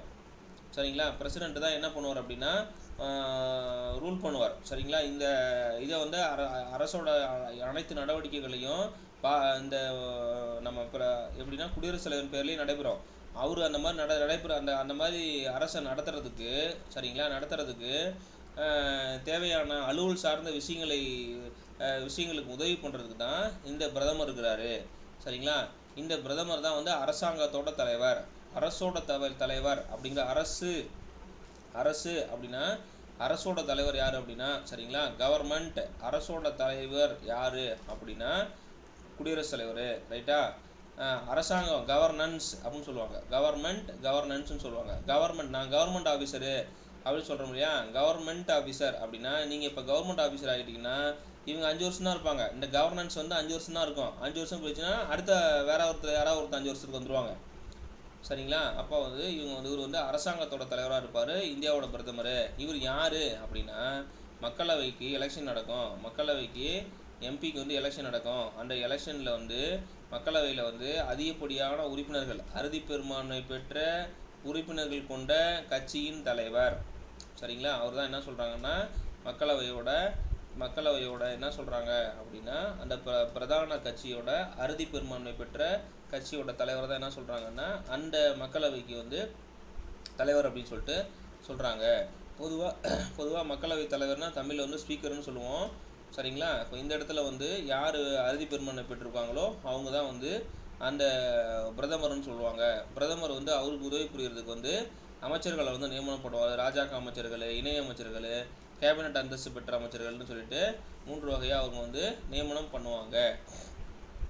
சரிங்களா, ஸோ இங்கே பார்த்தீங்கன்னா இவர் அரசாங்கத்தை தலைவர்னு சொல்லுவோம். மத்திய நிர்வாகத்தை வழிநடத்துறது இவர் தான். இப்போ தான் சொன்னேன், மத்திய நிர்வாகத்தை வழிநடத்துறது இவர் தான். உண்மையான அதிகாரங்கிறது வந்து பார்த்தீங்க அப்படின்னா பிரசிடெண்ட்டாக தான் இருக்கும். இவர் வந்து அதை பயன்படுத்துவார். சரிங்களா, அவர் தான். அப்புறம் அமைச்சரவை தலைவர், எல்லா இலாக்காக்களை வந்து குடியரசுத் தலைவருக்கு தேவையான அனைத்து விஷயங்களையும் வந்து ஆலோசனை கொடுக்குறது இவர் தாம்மா. இதை நீங்கள் புரிஞ்சுக்கிட்டால் போதுமா. குடியரசுத் தலைவர் தன்னிச்சையாக செயல்பட முடியாது. சரிங்களா, குடியரசுத் தலைவர் வந்து எந்த ஒரு முடிவும் தன்னிச்சையாக எடுக்க முடியாது. அமைச்சரவையின் பெயரிலேயே இவங்க வந்து என்ன பண்ண முடியும், எடுக்க முடியும். சரிங்களா, எடுக்க முடியும். அது நீங்கள் தெரிஞ்சுக்கிட்டால் போதுமானது. அப்புறம் பார்த்தீங்கன்னா அரசியலமைப்பு விதிகளை பொறுத்த வரைக்கும் சரத்து 74 என்ன சொல்லுது அப்படின்னா, இந்த இடத்துல பார்த்தீங்கன்னா தெரியும், சரத்து 74 சொல்லுது அப்படின்னா, பிரதம மந்திரி தலைமையிலான அமைச்சரவை குழு வந்து குடியரசுத் தலைவருக்கு உதவி புரியறதுக்கும் ஆலோசனை வழங்கும். சரத்து 75 என்ன சொல்லுது அப்படின்னா, குடியரசுத் தலைவர் தான் பிரதமரை நியமிக்கிறாரு, அவருடைய ஆலோசனையின் பேரில் வந்து மற்றவங்க எல்லாத்தையும் நியமனம் பண்ணுறாரு. சரிங்களா, மற்றவங்க எல்லாத்தையும் நியமனம் பண்ணுறாரு. 78 பொறுத்த வரைக்கும் என்ன சொல்லுதுன்னா, பிரதம அமைச்சரோட அந்த குழுவோட முடிவுகளுக்கு வந்து குடியரசுத் தலைவர் வந்து தெரிவிப்பார். அந்த முடிவுகளை மட்டும்தான் குடியரசுத் தலைவர் தெரிவிப்பார். சரிங்களா, அப்புறம் பார்த்தீங்கன்னா கோரிக்கையின் போது இல்லை தகவல் அல்லது ஆலோசனைகளை வந்து இவர் வழங்குறாரு. சரிங்களா, இதெல்லாம் இவர் சார்ந்த வந்து சரத்துகள். சரிங்களா, நியமனம் சொல்லிட்டேன். அறுதி பெரும்பான்மை ஓட்டுற கட்சியின் தலைவர் தான் வந்து என்னன்னு சொல்கிறாங்க அப்படின்னா பிரதமர் அப்படின்னு சொல்லிட்டு சொல்கிறாங்க. பெரும்பான்மை இல்லாத போது வந்து தொங்கு பாராளுமன்றம் வந்து அமைஞ்சிரும். சரிங்களா, அப்புறம் பார்த்தீங்கன்னா அந்த மாதிரி இல்லை அப்படின்னா பெரும்பான்மை நிரூபணம் பண்ணுறதுக்கு வந்து பெரும்பான்மையை நிரூபணம் பண்ண சொல்லி சபாநாயகர் சொல்லுவார். சரிங்களா? மக்களவையில் சொல்லுவார். இவங்க வந்து ஓட்டெடுத்து அதை வந்து ப்ரூவ் பண்ணணும். தகுதி வந்து இவங்க பிரதமர் ஆகிறதுக்கு தகுதி வந்து எலெக்ஷன்னா மக்களவை உறுப்பினர் ஆகிறதுக்கான ஏதாவது ஒரு மக்களவையில் வந்து மக்களவையோ மாநிலங்களவையோ அதுக்கு வந்து உறுப்பினர் ஆகிறதுக்கான தகுதிகள் இருக்கணும். சரிங்களா? இப்போ மன்மோகன் சிங் அப்படின்னு சொல்லிட்டு ஒருத்தர் இருந்தார். 10 வருஷம் நமக்கு வந்து பிரதமராக இருந்தார், பாரத பிரதமராக இருந்தார். இவர் பார்த்தீங்கன்னா ஒரு டைம் கூட டைரெக்டாக வந்து நேரடி தேர்தல் முறையை சந்திச்சது கிடையாது. சரிங்களா? இவர் வந்து என்னென்னா, அதாவது மக்களவைக்கு தேர்ந்தெடுக்கப்பட்டவர் கிடையாது. மாநிலங்களவையில் தான் இவர் வந்து உறுப்பினராக இருந்தார். சரிங்களா? உறுப்பினராக இருந்தார் மன்மோகன் சிங் அப்படிங்கிறவர். ஆனால் இப்போ இருக்கிற பாரத பிரதமர் திரு மோடி அவர்கள் வந்து நம்ம நேரடி தேர்தல் முறையில் தேர்ந்தெடுக்கப்பட்ட மக்களவை உறுப்பினர் தான் அவர். சரிங்களா? ஆனால் பிரதமர் ஆகிறதுக்கு தகுதியை பொறுத்த வரைக்கும் 2 அவையில் ஏதோ ஒரு அவையில் ஒரு உறுப்பினராக இருந்தால் போதுமானது தான். சரிங்களா? இதை புரிஞ்சுக்கணும் நீங்கள். ஸோ இதுதான் எல்லாமே கொடுத்துருக்கோம் அந்த இடத்துல. ஓகேங்களா? அமைச்சரவை குழுவும் சொல்லியிருக்கோம். இந்த அமைச்சர்கள் குழுங்கிறது வந்து 3 வகையாக இருக்கும். ஸோ இந்த அமைச்சர்கள் குழுங்கிறது வந்து குடியரசுத் தலைவருக்கும் மந்திரி சபைக்கும் இடையே ஒரு பாலமாக இருக்கிறதா வந்து இணைப்பு பாலமாக இருக்கிறது தான் அமைச்சர்கள். சரிங்களா? ஒரு உதாரணத்துக்கு வந்து நம்ம வந்து நிதியமைச்சர், இராணுவ அமைச்சர், சரிங்களா, அப்புறம் வந்து உள்துறை அமைச்சர், இந்த மாதிரி ராஜாங்க அமைச்சர்கள்லாம் சொல்கிறோம் இல்லையா? ஸோ இவங்கெல்லாம் கொள்கை முடிவுகளை வகுக்கிறது இவங்க தான். கடைசி கட்டத்தில் வந்து முடிவு பண்ணுறது பிரதமர், முடிவு எடுக்கிறது பிரதமர், அதுக்கு ஒப்புதல் கொடுக்குறது, அது அவர் ஆலோசனை கொடுத்தாருன்னா ஒப்புதல் வழங்குறது வந்து குடியரசுத் தலைவர். ஸோ இது எல்லாமே இந்த இடத்துல சொல்லியிருப்பாங்க. சரிங்களா? இது எல்லாமே இந்த இடத்துல சொல்லியிருப்பாங்க, பாருங்கள். ஸோ இந்த வந்து இதில் வந்து என்ன சொல்லுவாங்க அப்படின்னா, இது ஒரு இம்பார்ட்டன்ட் கேள்வி. இந்த அமைச்சர்கள் வந்து 3 வகையாக பிரிப்பாங்க. சரிங்களா? அமைச்சர்கள் வந்து 3 வகையாக பிரிப்பாங்க. அதாவது ஃபஸ்ட்டு வந்து கேபினட் மினிஸ்டர். சரிங்களா? கேபினட் மினிஸ்டர் அதாவது எந்த ஒரு இதுவும் இல்லாமல் ராஜாங்க பொறுப்பு கொண்டவங்க. அதாவது வந்து அவங்க வந்து தனி பொறுப்புடன் அல்லது இல்லாமல் வந்து அமைச்சரவை அமைச்சர்கள் இருப்பாங்க. அப்புறம் இணை அமைச்சர்கள் இருப்பாங்க, துணை அமைச்சர்கள் இருப்பாங்க. சரிங்களா? இணை அமைச்சர்கள் இருப்பாங்க, துணை அமைச்சர்கள் இருப்பாங்க. இவ்வளோ பேர் இருப்பாங்க. சரிங்களா? இதுக்கப்புறம் பார்த்தீங்கன்னா இந்த அமைச்சர்கள் எல்லாரும் சேர்ந்து கூட்டு பொறுப்பு. யாருக்கு கூட்டு பொறுப்பு அப்படின்னா மக்களவைக்கு கூட்டு பொறுப்பு. இது பரீட்சையில் கேள்வி கேட்பான், கனவா பார்த்துக்குங்க. இது பரீட்சையில் கேள்வி கேட்பான். சரியா? அமைச்சர்கள் எல்லாரும் சேர்ந்து யாருக்கு கூட்டு பொறுப்புன்னு கேட்பான், மக்களவைக்கு கூட்டு பொறுப்பு. சரிங்களா? தனிப்பட்ட பொறுப்பு அப்படிங்கிறது வந்து குடியரசுத் மகிழ்ச்சியின் போது அமைச்சர்கள் பதவி வைக்கிறாங்க. இது பிரதமரின் விருப்பப்படி தான் திறம்பட செயல்படும். இந்த குடியரசுத் தலைவர் வந்து ஒரு அமைச்சரை தனித்தனியாக வந்து நீக்கம் பண்ணுறதுக்கான எல்லா அதிகாரமும் வந்து உண்டு. சரிங்களா? எல்லா அதிகாரமும் உண்டு. யார் அதுக்கு ஆலோசனை பண்ணுவாங்கன்னா பிரதமர் ஆலோசனையின் பேரில் ஒவ்வொரு அமைச்சரையும் தனிப்பட்ட முறையிலேயே வந்து இவங்க வந்து நீக்கம் பண்ணலாம். சரிங்களா? அதாவது வந்து இந்த கூட்டு பொறுப்பு அப்படின்னு சொல்கிறோம். மக்களவைக்கு வந்து இவங்க கூட்டு பொறுப்பு. ஒரு உதாரணத்துக்கு இப்போ வந்து ரயில்வே துறை அமைச்சர் இருக்காங்க. இப்போ அடிக்கடி வந்து ட்ரெயின் வந்து ஆக்சிடென்ட் நடக்குது. சரிங்களா? இந்தியாவில் வந்து பல்வேறு நேரங்களில் பல்வேறு காலங்களில் வந்து ட்ரெயின் வந்து அடிக்கடி ஆக்சிடென்ட் நடக்குதுன்னு வச்சுக்கலாம். ஆக்சிடென்ட் நடக்குது அப்படின்னா உடனே எதிர்க்கட்சி தலைவர் என்ன சொல்லுவார் அப்படின்னா, நீங்கள் தான் வந்து இதுக்கு பொறுப்பு, உங்களுடைய அமைச்சகத்தை வந்து நீங்கள் சரியானபடி வந்து செயல்படுத்தலை, அப்போ நீங்கள் தான் பொறுப்பு, நீங்கள் உடனே வந்து பதவி விலகணும், ராஜினாமா செய்யணும் அப்படின்னு சொல்லுவாங்க. நீங்கள் நியூஸ்லலாம் கேள்விப்பட்டிருப்பீங்க.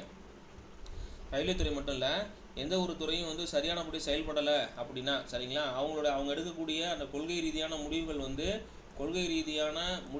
தோல்வி விட்டுருச்சு அப்படின்னா, சரிங்களா, அவங்க என்ன பண்ணுவாங்கன்னா அந்த மினிஸ்டரை வந்து உடனே வந்து ராஜினாமா பண்ண சொல்லுவாங்க.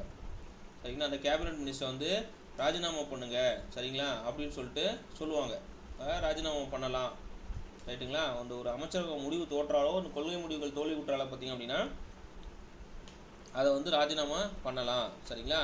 நீங்கள் இந்த இடத்துல என்ன கொஸ்டின் தெரிஞ்சுக்கணும் அப்படின்னா, கொஸ்டின் பாயிண்ட் ஆஃப் வியூவில் என்ன தெரிஞ்சுக்கணும்னா, அமைச்சர்கள் குழு அப்படிங்கிறது மக்களவைக்கு இது வந்து கூட்டு பொறுப்பு. இது பரீட்சையில் கேட்பான். மக்களவைக்கு கூட்டு பொறுப்பு ரொம்ப ரொம்ப முக்கியம். எக்ஸாமில் கேள்வி கேட்பான்.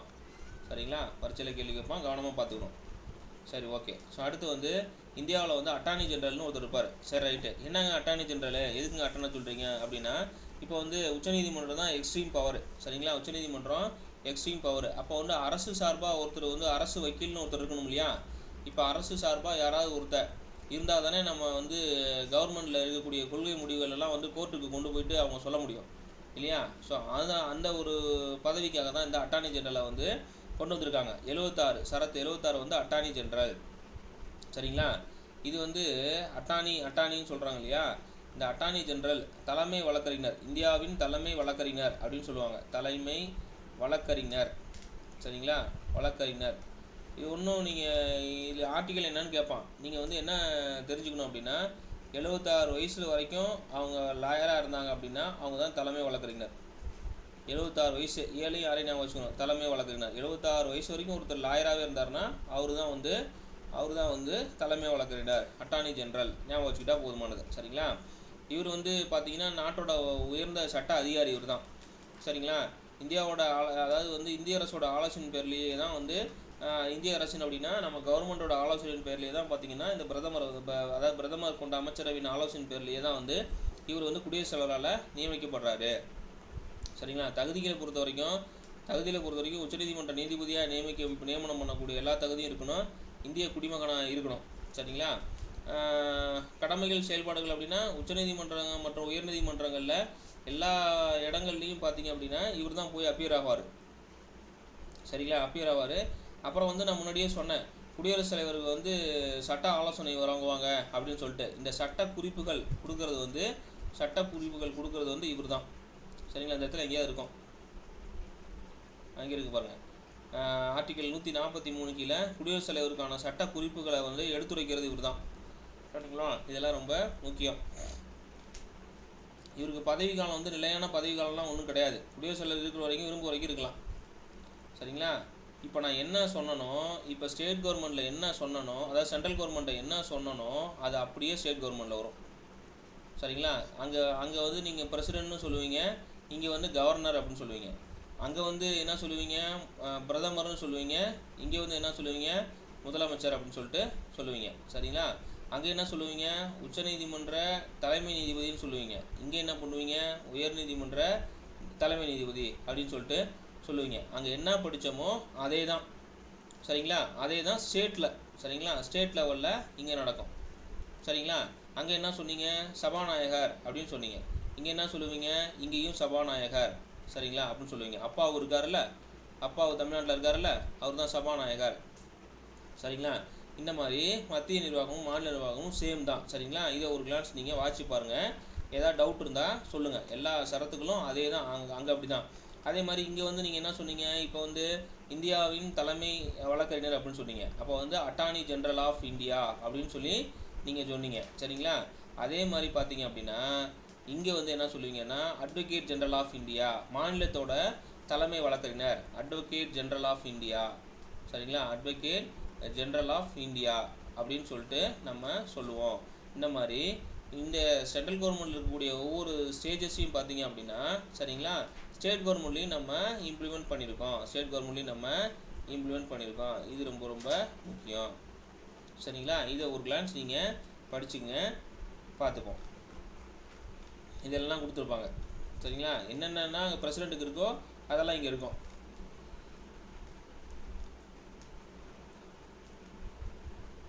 அப்படியே டிட்டோவாக தான் இருக்கும். சரிங்களா? இதை ஒரு தடவை வாட்சி பாருங்கள். இல்லை ஏதாவது சந்தேகம் இருந்துச்சுன்னா என்கிட்ட கேளுங்க, நான் சொல்கிறேன். அடுத்த கிளாஸில் உங்களுக்கு இதை சொல்கிறேன். சரிங்களா? ஸோ அடுத்தது வந்து நீதி அமைப்புகள். அடுத்தது வந்து என்ன அப்படின்னா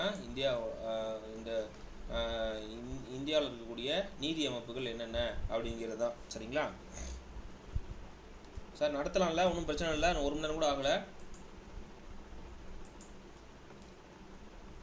ஸோ இந்த உச்சநீதிமன்ற அதாவது இந்த நீதி அமைப்புகளை பொறுத்த வரைக்கும் நீதி அமைப்புகள் தான் வந்து அடிப்படை. இந்த உச்சநீதிமன்றம் தான் நம்ம என்ன சொல்கிறோம் அப்படின்னா நம்ம கான்ஸ்டியூஷனோட வந்து பாதுகாவலன் அப்படின்னு சொல்லி சொல்கிறோம். அடிப்படை உரிமைகளோட பாதுகாவலன்னு சொல்லிட்டு என்ன அப்படின்னா, அதாவது அரசியலமைப்போட பாதுகாவலன்னு நம்ம யாரை சொல்கிறோம் அப்படின்னா உச்சநீதிமன்றத்தை தான் சொல்கிறோம். நீதி அமைப்புகளை பொறுத்த வரைக்கும் நம்ம என்ன சொல்கிறோம் அப்படின்னா உச்சநீதிமன்றம்னு ஒன்று இருக்குது, அதாவது தலைமை நீதிமன்றம். ஸோ உச்சநீதிமன்றம் அப்படின்னு சொல்லிட்டு ஒன்று சொல்கிறோம்.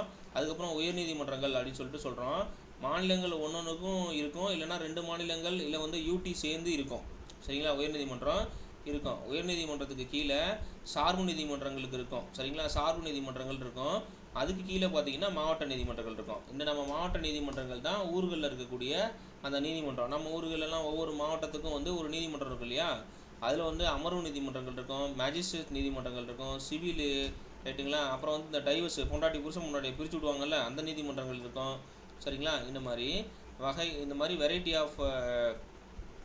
ஆஃப் எப்படி சொல்கிறதுன்னா அந்த ஜுடிஷியரி சிஸ்டம் அப்படின்னு சொல்லிட்டு வச்சுருக்கிறானுங்க. சரிங்களா?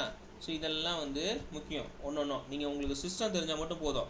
ஃபஸ்ட்டு உச்சநீதிமன்றம், சரிங்களா? உச்சநீதிமன்றம் அது வந்து எந்த இடத்துல இருக்கும்? எங்கே மட்டும்தான் இருக்கும் உச்சநீதிமன்றம்? உச்சநீதிமன்றம் டெல்லியில் மட்டும்தான். உச்சநீதிமன்றம் ஒன்று மட்டும்தான். உச்சநீதிமன்றங்கிறது டெல்லியில் மட்டும்தான் இருக்கும். அப்புறம் பார்த்தீங்கன்னா உயர்நீதிமன்றம் ஒவ்வொரு மாநிலத்துக்கு இருக்கும். ஒரு உதாரணத்துக்கு பார்த்தீங்க அப்படின்னா இப்போ வந்து நம்ம தமிழ்நாட்டில் மெட்ராஸ் உயர்நீதிமன்றம் அப்படின்னு சொல்கிறோம். நம்ம இன்ன வரைக்குமே மெட்ராஸ் உயர்நீதிமன்றம் தான் அது. பார்த்துருக்கீங்களா? சென்னை உயர்நீதிமன்றம் கிடையாது, மெட்ராஸ் உயர்நீதிமன்றம் தான். நீங்கள் பார்த்தீங்கன்னா தெரியும், மெட்ராஸ் ஹைகோர்ட் அப்படின்னு இருக்கும். பார்த்துருக்கீங்களா இல்லையா? சென்னைன்னு நம்ம பேர் மாற்றி எவ்வளோ நம்மக்கிட்ட ஒரு கோர்ட்டு தான் இருக்கா நம்ம ஸ்டேட்டில்? நம்ம கோர்ட்டில் ஹைகோர்ட் ஒன்று தான் இருக்கா? ஒன்று தான் இருக்குங்களா? இப்போ நான் திருச்சியில் இருக்கேன், திருச்சியிலேருந்து மெட்ராஸ்க்கு வர முடியுமா? இல்லை மதுரையில் மெட்ராஸ் வந்து மதுரை வந்து அமர்வு, சரிங்களா? மெட்ராஸ் ஹைகோர்ட்டு தான், சரிங்களா? மெட்ராஸ் ஹைகோர்ட்டு தான். இதனுடைய அமர்வு பார்த்தீங்கன்னா பெஞ்சுன்னு சொல்லுவாங்க. மதுரையிலையும் இருக்குது, மதுரை கிளை அப்படின்னு சொல்லுவாங்க, சரிங்களா? இந்த மாதிரி நிறைய இடத்துல இருக்கும். 2-3 மாநிலங்களுக்கு சேர்ந்துருக்கும். அப்புறம் சார்பு நீதிமன்றங்கள், அப்புறம் மாவட்ட நீதிமன்றங்கள் இதெல்லாம் இருக்கும். இது வந்து இந்த நீதிமன்றம் வந்து எதுலேருந்து எடுத்தாங்கன்னா 1935 அரசு சட்டத்திலேருந்து தான் இதை வந்து ஏற்றுக்கிட்டாங்க, சரிங்களா? அரசு சட்டத்தில் தான் ஏற்றுக்கிட்டாங்க. இங்கே பாருங்கள், ஃபஸ்ட்டு சுப்ரீம் கோர்ட்டை பொறுத்த வரைக்கும் இந்த சுப்ரீம் கோர்ட்டுங்கிறது சரத்து 124லேருந்து 147 வரைக்கும் பேசுது. நீங்கள் இதை பார்த்தோன்னே நீங்கள் சொல்லிடலாம், பகுதி 5ங்கிறது பாராளுமன்றம், சரிங்களா? பாராளுமன்றம் தான் பகுதி 5 செஞ்சது தான் பாராளுமன்றம்னு சொல்லியிருப்போம். இதை வந்து அதுக்குள்ளே தான் அந்த சுப்ரீம் கோர்ட்டை கொண்டு வரோம், சரிங்களா? அது உள்ளே தான் ஒரு அங்கமாக தான் கொண்டு வரோம், சரிங்களா? நம்ம வந்து 3 சொல்லியிருக்கோம். ஒன்று வந்து பிரதமர், மக்களவை, மாநிலங்களவை, இது 3 சேர்ந்தது பார்லிமெண்ட் சொல்லியிருக்கோம். இதுக்கு மேலே பார்த்தீங்க அப்படின்னா சுப்ரீம் கோர்ட், இங்கே பார்த்தீங்கன்னா தெரியும் 124 to 147. இந்த அமைப்புங்கிறது இது வந்து சுதந்திரம், அதிகார வரம்பு, அதிகாரங்களுக்கு உட்பட்ட ஒரு செயல்முறைகள் இந்த ஏற்பாடுகள் வந்து, சரிங்களா? முன்னாடியே சொல்லிட்டேன், சுப்ரீம் கோர்ட்டு தான் வந்து அரசியலமைப்போட பாதுகாவலன், சரிங்களா? பாதுகாவலன். அடிப்படை உரிமைகள் வந்து மீறப்படும் பொழுது அதை வந்து பார்த்திங்க அப்படின்னா அதை வந்து நம்ம சட்டமாக்காத அதுலேருந்து தடுக்கிறதுக்கு வந்து, சரிங்களா, இந்த கட்சிகள் வந்து அவங்களுடைய கொள்கை முடிவுகளை வந்து நம்ம அரசியலமைப்பு திணிக்கும் போது அடிப்படை உரிமைகள் வந்து மீறப்படுவதாக கருதப்பட்டு அதை ஏற்றுக்கொள்ளக்கூடாது அப்படின்னு சொல்கிறது இந்த உச்சநீதிமன்றம் தான், சரிங்களா? சரி, ரைட்டு. இப்போ பார்த்தீங்கன்னா கல்கத்தாவில் தான் ஃபஸ்ட்டு ஒரு உச்சநீதிமன்றம் உருவாக்குனாங்க. 1773 கொண்டு வந்தாங்க. அதுக்கப்புறம் பார்த்தீங்கன்னா உயர்நீதிமன்றங்கள் சட்டம் 861 போட்டாங்க. அப்புறம் வந்து இந்திய உச்சநீதிமன்றம் வந்து 1950. ஸோ இந்த 61க்கு அப்புறம் பார்த்தீங்க அப்படின்னா கூட்டாட்சி நீதிமன்றம் ஒன்று உருவாக்கணும்னு சொல்லிட்டு 1935 அரசு சட்டத்தில் சொல்லுவாங்க. அதன் அடிப்படையில் பார்த்தீங்கன்னா இந்தியாவோட உச்சநீதிமன்றம் 28 ஜனவரி 50 ஏற்றுக்கொள்ளப்பட்டிருக்கும், அரசியலமைப்பு படி ஏற்றுக்கொள்ளப்பட்டிருக்கும். அப்புறம் பார்த்தீங்க அப்படின்னா இந்த உச்சநீதிமன்ற தலைமை நீதிபதி CJI அப்படின்னு சொல்லுவாங்க, சரிங்களா? Chief justice of India. அவங்களுக்கான தகுதிகள் என்ன அப்படின்னா இவர் 124 3 படி சொல்கிறாங்க. இந்திய குடிமகனாக இருக்கணும், உயர்நீதிமன்ற வழக்கறிஞராக 10 வருஷம் இருக்கணும், உயர்நீதிமன்ற நீதிபதி 5 வருஷம் இருக்கணும், புகழ்பெற்ற நீதிபதி, எல்லாம் சொல்கிறாங்க ஒரு தகுதிகளாக. ஆனாலும் சீனியாரிட்டி பேசிஸ் தான், கொலீஜியம் நடைமுறையை பயன்படுத்தி தான் அவங்க வந்து இதை வந்து ஃபாலோ பண்ணுறாங்க. கொலீஜியம் நடைமுறையை தான் பயன்படுத்துவாங்க. இந்த சம்பளம் எல்லாமே பார்த்தீங்கன்னா பாராளுமன்றத்தில் கொடுப்பாங்க. இது வந்து நிதி அவசர நிலை காலங்களில் மட்டும்தான் இதை குறைக்க முடியும். இது ரொம்ப முக்கியம். அதான் ஏற்கனவே சொன்னேன், எல்லாத்தோட சம்பளத்தையும் குறைப்பாங்க அப்படின்னு, சரிங்களா? ஃபஸ்ட்டு 8 பேர் இருந்தாங்க, இப்போ 34 பேர் இருக்கிறாங்க. இது ரொம்ப முக்கியம். சீஃப் ஜஸ்டிஸை சேர்த்து 33 + 1, சரிங்களா? 34 பேர் இருக்கிறாங்க. இது வந்து பாராளுமன்றத்தால் இந்த பலத்தை மாற்ற முடியும் தான், சரிங்களா? அப்புறம் பார்த்திங்க அப்படின்னா இந்த பொறுப்பு தலைமை நீதிபதினு சொல்லிட்டு ஒருத்தர் இருக்கிறாங்க, சரிங்களா? தற்காலிக நீதிபதிகள், பொறுப்பு தலைமை நீதிபதிலாம் இருக்கிறாங்க.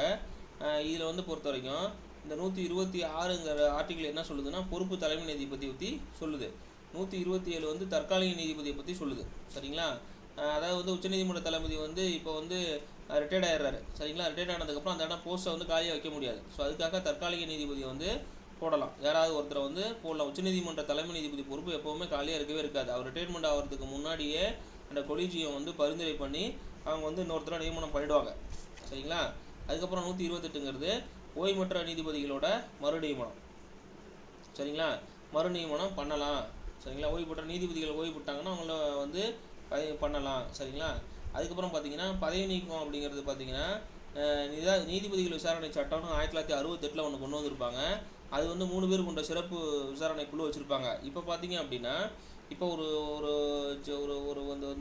ஒரு நீதிபதியோட வீட்டில் பார்த்தீங்க அப்படின்னா 2000 ரூபா கட்டு, ஊருவிட்ட கட்டு வந்து இப்போ கண்டுபிடிச்சாங்க, சரிங்களா? ஸோ அதுக்கு வந்து அந்த விசாரணையை வந்து அமைப்பு ஏற்படுத்தியிருக்கிறாங்க அவர் மேலேயே. சரிங்களா. ஜனாதிபதி உத்தரவின் பேரில் இது பார்த்தீங்க அப்படின்னா 3 பேர் கொண்ட விசாரணை குழு பண்ணுவாங்க. ஸோ அதாவது வந்து ஒன்று வந்து தவறான நடத்தை, இன்னொன்று வந்து தகுதியின்மை, இது ரெண்டையும் வந்து குற்றச்சாட்டாக வச்சு அவங்க செய்வாங்க. சரிங்களா. ஸோ இதுதான் இப்போ கொலிஜியம் சொன்னேன் இல்லையா இது. ஸோ இந்த அதிகார வரம்புங்கிறது ரொம்ப முக்கியம். அதிகார வரம்புங்கிறது கான்செப்ட் ரொம்ப ரொம்ப முக்கியம். ஸோ இதில் வந்து பார்த்திங்கன்னா ரிட்டுன்னு சொல்லுவாங்க. இப்போ வந்து இவன் வந்து ஒரு எப்படின்னா எப்படி சொல்கிறது, இப்போ இதில் 3 வகையான ரிட் இருக்குது. ஆர்டிகல் 38 பற்றி ரிட்டு வந்து உச்சநீதிமன்றத்தில் தான் போட முடியும். ஆட்கொணர்வு, மன்றம், சான்றிதழ் தடை, குவாரண்டோ அப்படின்னு சொல்லிட்டு 5 வகையாக போடுறாங்க. ஸோ இந்த ஆட்கொணர்வுன்னா ஒரு உதாரணம் சொல்லணும் அப்படின்னா நான் உங்களுக்கு எப்படி சொல்கிறது, இப்போ வந்து ஒரு பொண்ணும் பையனும் இருக்காங்க. அந்த பொண்ணுக்கு பிடிச்ச மனம் கவர்ந்தாலும் இந்த பிள்ளைக்கு பிடிச்ச மனம் கவர்ந்தாலும் 2 பேரும் ஓடி போகிறாங்கன்னு வச்சுக்கோங்களேன். ஓடி போகிறாங்கன்னா அவங்க விருப்பப்படி வாழ்க்கையை தேடிக்கிறாங்க அப்படின்னு வச்சுக்கோங்களேன். அவங்க அப்பா அம்மா கிட்ட சொல்லாமல் போயிடுறாங்க. அப்படின்னா அவங்க அப்பா அம்மா என்ன பண்ணுறாங்க அப்படின்னா உச்சநீதிமன்றத்தை நாடி இவங்க எனக்கு வந்து என் பிள்ளைய கொடுங்க அப்படின்னு சொல்லிட்டு ரிட்டு போடுறாங்க. சரிங்களா. ஹேபியஸ் கார்பஸ் போடுறாங்க. அப்படின்னா அவங்க என்ன பண்ணணும், இந்த போலீஸ்காரங்க என்ன பண்ணுவாங்கன்னா 24 மணி நேரத்துக்குள்ளே அவங்கள கொண்டு வந்து அந்த கோர்ட்டில் ஒப்படைக்கணும். ஆட்கொணர்வு, சரிங்களா, ஒப்படைக்கணும். இந்த மாதிரி விஷயங்கள் எல்லாமே செய்கிறாங்க. அந்த அதிகார வரம்புக்குள்ளே வர்றது தான். அதே மாதிரி மன்றம், சான்றிதழ்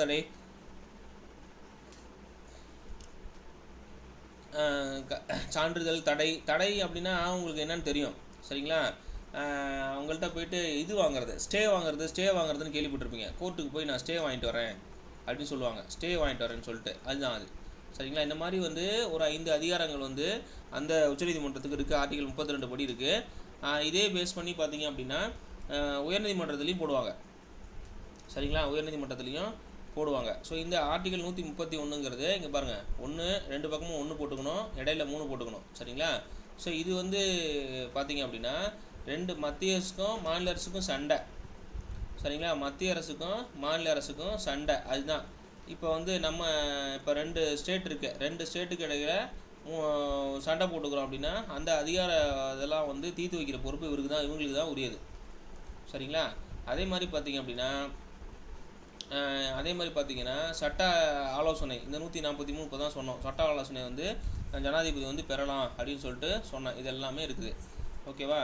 அடுத்து இந்த கொலீஜியம் சொல்லிட்டு ஒரு அமைப்பு. இந்த கொலீஜியம் அப்படின்னா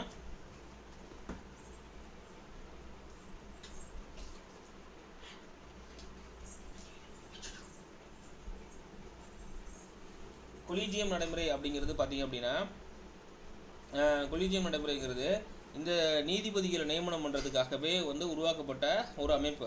ஸோ நீதிபதிகள் நியமனத்தில் வந்து டிரான்ஸ்பரண்டாக இருக்கணும் அப்படிங்கிறதுக்காக ஏற்படுத்தப்பட்ட ஒரு வழக்கு. ஸோ அது ஒவ்வொன்றும் ஒவ்வொரு பரிணாமத்தில் வளர்ச்சி பெற்றிருக்கோம். முதல்ல வந்து பார்த்திங்கன்னா 82 வந்து ஆலோசனை அப்படிங்கிற வார்த்தைக்கான விளக்கத்தையே சொல்லியிருப்பாங்க. ஆலோசனைங்கிறது ஒப்புதல் கிடையாது அப்படின்னு சொல்லுவாங்க. சரிங்களா. நீதித்துறை நியமனங்களில் வந்து நிர்வாக முதன்மையை வந்து வழங்கணும். சரிங்களா அப்படின்னு சொல்லுவாங்க. அதாவது வந்து இந்திய தலைமை நீதிபதி இருக்காங்க இல்லையா, அவங்க வந்து அவங்களுடைய ஆலோசனைக்கு வந்து ஜனாதிபதி கட்டுப்படணுங்கிற அவசியம் கிடையாது. இப்போ வந்து சீஃப் ஜஸ்டிஸ் ஆஃப் இந்தியா இருக்கிறாரு, ஒரு உச்சநீதிமன்றத்தோட தலைமை நீதிபதி இருக்கிறாரு, சிஜிஐ இருக்கார் அப்படின்னா அவர் வழங்கக்கூடிய ரெக்கமெண்டேஷன், அவர் வந்து கொடுக்கக்கூடிய ஆலோசனைக்கு வந்து குடியரசுத் தலைவர் கட்டுப்பட்டவர் கிடையாது. சரிங்களா. குடியரசுத் தலைவர் வந்து எக்ஸ்ட்ரீம் பவர், அவர் கட்டுப்பட்டவர் கிடையாது. சரிங்களா. இதுதான் ஃபஸ்ட்டு வழக்கில் சொல்லியிருப்பாங்க. 2வது வழக்கில் பார்த்தீங்க அப்படின்னா அந்த முதல்ல சொன்ன வழக்கை வந்து திருத்திருப்பாங்க. சரிங்களா. இப்போ கட்டுப்படணும் அப்படின்னு சொல்லுவாங்க. சரிங்களா. இதில் வந்து என்ன சொல்லியிருப்பாங்க அப்படின்னா உச்சநீதிமன்றம் கூடிய நீதிபதிகளை நியமனம் பண்ணும்பொழுது அந்த நியமனத்தில் வந்து சிஜிஐ வந்து இருக்கணும். உச்சநீதிமன்ற தலைமை நீதிபதியில் வந்து அந்த நீதிபதிகளை நியமனம் பண்ணும்பொழுது இதனுடைய மூத்த நீதிபதிகளை கன்சிடர் பண்ணி தான் நீங்கள் வந்து பண்ணணும் அப்படின்னு சொல்லிட்டு 2வது வழக்கில் சொல்லிடுவாங்க. சரிங்களா. அதில் இந்த இடத்துல என்ன சொல்லுவாங்க, இந்த ஆலோசனைனா ஒப்புதல்னு சொன்னாங்கல்ல, இப்போ என்ன சொல்லிடுவாங்கன்னா நாங்கள் கொடுக்குற ஆலோசனை வந்து உடன்பாடு அப்படின்னு சொல்லுவோம். சரிங்களா. நீங்கள் வந்து ஒப்புதலாக எடுத்துக்கக்கூடாது, அதை வந்து ஒரு உடன்பாடாக தான் நீங்கள் எடுத்துக்கணும். அது உடன்பாடுன்னு தான் பொருள். உடன்பாடுன்னு மட்டும்தான் பொருளானா முன்னுரிமை, இதுக்கு தான் நீங்கள் ஃபஸ்ட் ப்ரிஃபரன்ஸ் கொடுக்கணும். நாங்கள் யாரை சொல்கிறோமோ அவங்கள தான் போடணும்னு இன்டெரக்டாக சொல்கிறாங்க. சரிங்களா. அது அப்புறம் 3வதுல தான் பார்த்தீங்கன்னா 1998 வழக்கில் தான் பார்த்தீங்க அப்படின்னா ஒரு தலைமை நீதிபதி, ரொம்ப கவனமாக கேட்டுக்குங்க, இது கொலீஜியம் ரொம்ப ரொம்ப முக்கியம், என்ஜாக்னு ஒன்று கொண்டு வந்தாங்க. என்ஜாக் அப்படின்னு சொல்லிட்டு ஒன்று கொண்டு வந்தாங்க. சரிங்களா. அதாவது நேஷ்னல் ஜட்ஜஸ் அப்பாயிண்டிங் கமிஷன், இது பரீட்சையில் கேட்பான். NJAC, சரிங்களா, தேசிய நீதிபதிகள் நியமன ஆணையம் அப்படின்னு சொல்லுவாங்க. சரிங்களா, அதை வந்து அடிப்படை உரிமைகளுக்கு வந்து இது அப்பாற்பட்டிருக்கு, இது ஏற்றுக்க மாட்டோம், நாங்கள் கொலிஜியல் நடைமுறை தான் ஃபாலோ பண்ணுவோம்னு சொல்லிட்டாங்க கோர்ட்டு, சுப்ரீம் கோர்ட்டு சொல்லிடுச்சு. சரிங்களா, அதை சொல்கிறோம். இந்த 3வது வழக்கில் பார்த்தீங்க அப்படின்னா ஒரு தலைமை நீதிபதி, சரிங்களா, உச்சநீதிமன்றத்தோட 4 நீதிபதிகள் உள்ளடக்கிய அந்த கொலிஜியமை வந்து இப்போ தான் வந்து விரிவுபடுத்தியிருப்பாங்க. இந்த விரிவுபடுத்தப்பட்ட அந்த கொலிஜியத்தில் வந்து பார்த்திங்கன்னா 2 நீதிபதிகளிடையே கருத்து வேறுபாடு இருந்தது அப்படின்னா தலைமை நீதிபதி வந்து அந்த பெயரை தான் ஜனாதிபதிக்கு அவர் என்ன சொல்கிறாரோ அந்த இதை தான் வந்து நீங்கள் வந்து நியமனம் பண்ணணும். சரிங்களா, இந்த வழக்கு வந்து சொல்லியிருப்பாங்க. இது வந்து சீனியாரிட்டி பேசிஸில் தான் நடக்கும். இதுதான் ரொம்ப முக்கியம். சீனியாரிட்டி பேசிஸில் தான் வந்து இந்த ப்ரமோஷன்ஸ் வந்து இருக்கும். இதில் எந்த மாற்றமும் இல்லை. சரிங்களா, இந்த NJAC ஏன் வந்து வேணான்னு சொன்னாங்க அப்படின்னா இந்த நேஷ்னல் ஜட்ஜ் அப்பாயிண்டிங் கமிஷனை ஏன் வேணான்னு சொன்னாங்க அப்படின்னா இந்த இதில் வந்து ஒரு சட்டத்துறை அதிகாரி, அதாவது ஒரு சட்ட அமைச்சரை வந்து இந்த தேசிய நீதிபதிகள் நியமன ஆணையத்தில் வந்து யார் லா மினிஸ்டராக இருக்கிறாங்களோ சட்ட அமைச்சர் வந்து உள்ளே வந்துடுவார். நியமனம் பண்ணுறதுல ஒரு மெம்பராக வந்து சட்ட அமைச்சர் இருப்பார். சரிங்களா, இந்த மாதிரி சட்டத்துறை நேரடியாக வந்து நீதிமன்றத்தில் வந்து இன்வால்வ் ஆகிறத வந்து இது வந்து அடிப்படை உரிமைகளுக்கு அப்பாற்பட்டதுன்னு சொல்லிட்டு அதை கேன்சல் பண்ணுறாங்க. சரிங்க, இதெல்லாம் கொடுத்துருக்குறாங்க. உச்சநீதிமன்றத்தோட அதிகார வரம்புகள் கொடுத்துருக்குறாங்க. அசல் என்னென்ன, ரிட் என்னென்ன. அசல்னா இந்த ரெண்டு மாநிலத்துக்கு சண்டை, இப்போ நமக்கும் கர்நாடகம் சண்டை அப்படின்னா தமிழ்நாட்டுக்கும் கர்நாடகத்துக்கும் சண்டை, பார்டர் சண்டையாகட்டும் இல்லை காவிரி பிரச்சனையாக இருக்கட்டும், எதாக இருந்தாலும் சரி. சரிங்களா, எதாக இருந்தாலும் சரி, ரெண்டுத்துக்கும் சண்டை அப்படின்னா இப்போ நமக்கும் கேரளாவுக்கும் சண்டை அப்படின்னாலும் யார்கிட்ட போவோம்னா உச்சநீதிமன்றத்தில் தான் நம்ம நாடுவோம். சரிங்களா, உச்சநீதிமன்றத்தில் தான் நாடுவோம். ஸோ அதனுடைய தலையாய கடமை இந்த தகராறுகளை தீர்த்து வைக்கிறது தலையாய கடமை. சரிங்களா, அப்போ தான் 32 சொல்லிட்டேன். அடிப்படை உரிமைகளை வந்து மீறுவதற்கு சுப்ரீம் கோர்ட்டை வந்து நேரடியாக அணுகலாம். அதுதான் ரிட்டு. சரிங்களா, அதுதான் சொன்னேன். ஹாப்பியஸ் கார்பஸு, மாண்டமஸு, சர்ச்சரியோ, சரிங்களா, குவாரண்டோ, சரிங்களா, இதெல்லாம் சொன்னோம். அப்புறம் இது ஏற்கனவே சொன்னதான் எல்லாமே இந்த இடத்துல கொடுத்துருக்கோம். நம்ம ஒரு இதாக கொடுத்துருக்கோம். சரி, இப்போ பாருங்கள். அப்புறம் உயர்நீதிமன்றம். இப்போ எப்படி உச்சநீதிமன்றம் படிச்சிங்களோ இதே தான் உயர்நீதிமன்றம். நான் எப்படி இப்போ சென்ட்ரல் கவர்மெண்ட்டு ஸ்டேட் கவர்மெண்ட்டு சொன்னனோ அதே மாதிரி தான் வந்து இதுவுமே உயர்நீதிமன்றமும் அதே மாதிரி தான். சரிங்களா, எல்லா முடிவுகளும் எப்படி நம்ம அதாவது உச்சநீதிமன்றம் சுப்ரீம் கோர்ட் படிக்கிறோமோ அதே மாதிரி தான் ஹை கோர்ட்டும். இதுக்கு கீழே வந்து இது இருக்கும். சரிங்களா, இதை ஒரு தடவை நீங்கள் பார்த்து பாருங்கள். அங்கே 65 வயசுனா இங்கே 62 வயசு, வேறு ஒன்றும் வித்தியாசம் இருக்காது. இதை ஒரு கிளான்ஸ் பாருங்கள், படித்து பாருங்கள். ஏதாவது டவுட் இருந்தால் சொல்லுங்கள், இதை நம்ம பார்ப்போம்.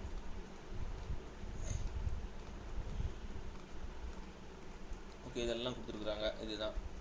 சரிங்களா, இந்த நீதித்துறை மறு ஆய்வு அப்படிங்கிறது ஒரு முக்கியமான ஒரு விஷயம். நீதித்துறை மறு ஆய்வு அப்படிங்கிறது பார்த்தீங்க அப்படின்னா இது வந்து ஆர்டிகிள் 13க்கு கீழே வரும். ஆர்டிகிள் 13, அதாவது வந்து குடியரசுத் தலைவர், நல்லா கவனமாக கேட்டுங்க, குடியரசுத் தலைவர் ஒப்புதல் வழங்கி அது வந்து சட்டமாக்கப்படும் பட்சத்தில், சட்டங்களாக அந்த மசோதா சட்டங்கள் ஆக்கப்படும் பட்சத்தில், சரிங்களா, அதாவது வந்து மக்களவையோ இல்லை மாநிலங்களவையோ அந்த மசோதாவை வந்து நிறைவேற்றம் செய்து மசோதாவை வந்து அந்த பில்லை வந்து நிறைவேற்றம் செய்து குடியரசுத் தலைவர் ஒப்புதல் வழங்கிட்டாங்கனாலும் கூட, சரிங்களா, குடியரசுத் தலைவர் ஒப்புதல் வழங்கி அது சட்டமாக்கப்பட்டாலும் கூட அந்த சட்டங்களை வந்து மறு ஆய்வு செய்கிறதுக்கு வந்து உச்சநீதிமன்றத்துக்கு பவர்ஸை கொடுத்துருக்குறாங்க. சரிங்களா, என்னென்ன அப்படி என்ன பவர்ஸை கொடுத்துருக்குறாங்க அப்படின்னா நீங்கள் சட்டங்கள் இந்த சட்டமாக வந்து நிறைவேற்றப்பட்ட அந்த விஷயம் இருக்கு இல்லையா, அந்த விஷயம் ஃபண்டமெண்டல் ரைட்ஸை வந்து, அதாவது அடிப்படை உரிமைகளை வந்து மீறும் வகையில் இருந்துச்சுன்னா இந்த சட்டங்களை வந்து செல்லாதாக்கிடுவார் அவர். இந்த சட்டம் வந்து செல்லாது. அதுதான் உதாரணம் வந்து இந்த NJAC.